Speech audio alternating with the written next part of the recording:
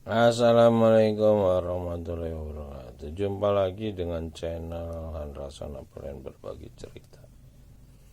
Jadi beberapa waktu yang lalu saya ketika nonton YouTube tahu-tahu dapat saran untuk menonton YouTube berikutnya. YouTube berikutnya ini ternyata bercerita tentang Anis Mermaid. Ini bercerita tentang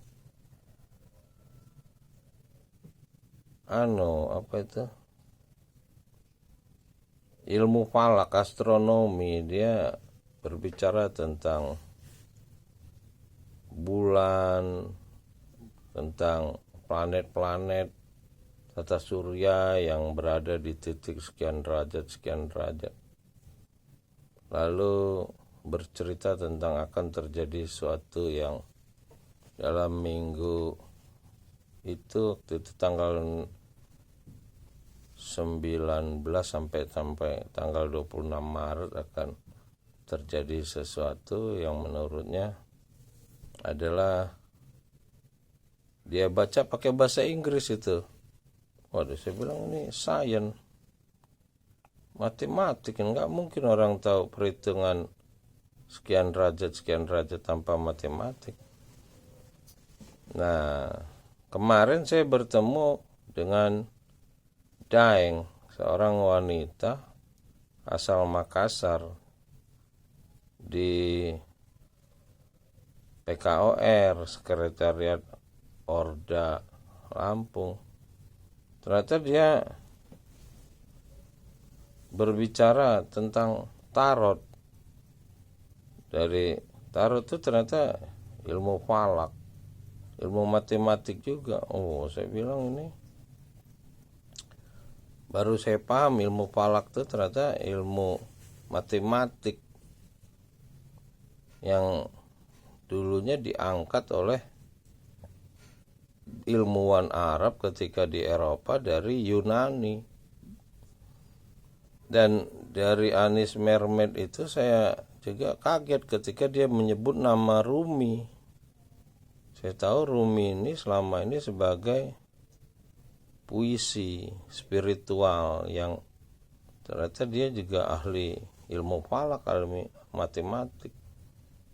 Nah, dari berbagai informasi yang saya dapat ini semakin jelas bahwa memang sebelumnya saya juga baru mau terkagum-kagum dengan Feng Shui. Feng Shui ini ternyata perbintangan tuh mempengaruhi rasio-sio itu mempengaruhi karakter manusia. Dan saya mendapat pengalaman pribadi.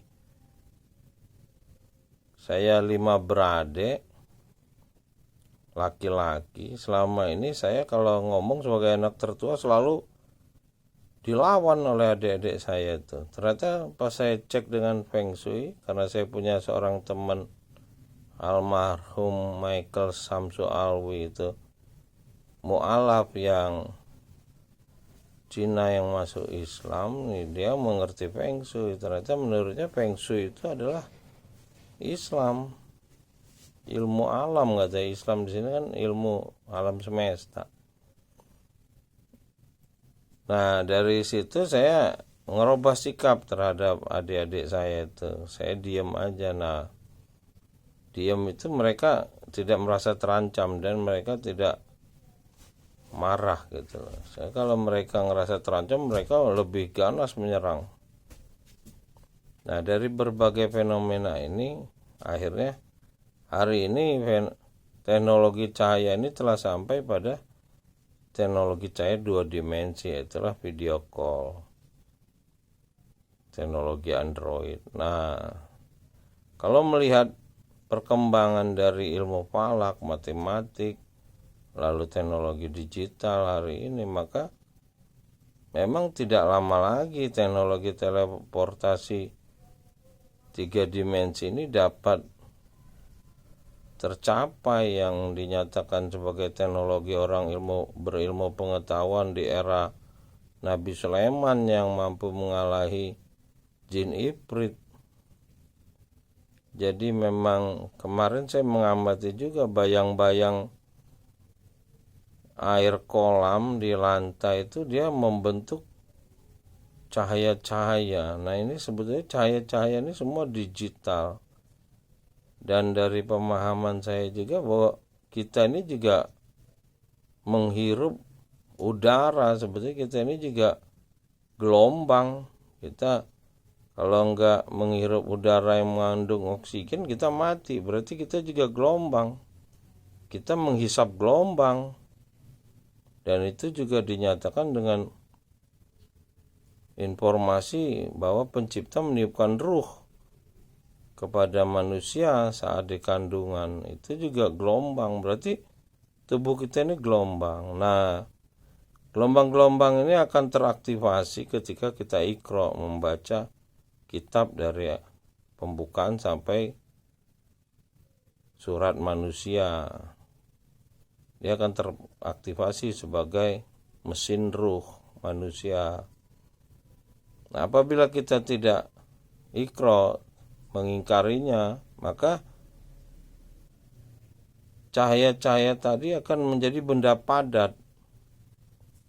Dia akan membeku seperti cerita awal dari pembentukan bumi atau planet-planet yang tadinya cahaya, lama-lama dia membeku menjadi benda padat.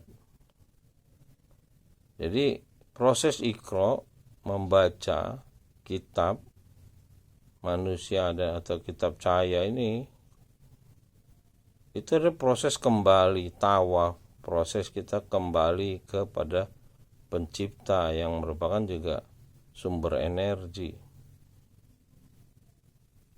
Jadi jelas perintah tentang iqra sebanyak 7 kali itu adalah proses dimulainya perubahan dimensi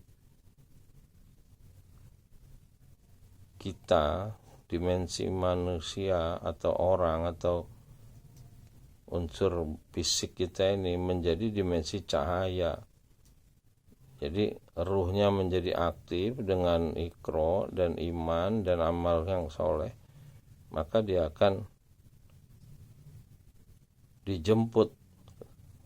Ketika dia meninggal akan dijemput oleh 8 malaikat untuk menjadi sebagai ars hingga sana pencipta langit dan bumi, karena dia merupakan setelah iqra itu dia akan mendapat ilmu dan mendapat hikmah sehingga dia bisa berbuat baik, menjadi insan kamil. Demikian. Assalamualaikum warahmatullahi wabarakatuh.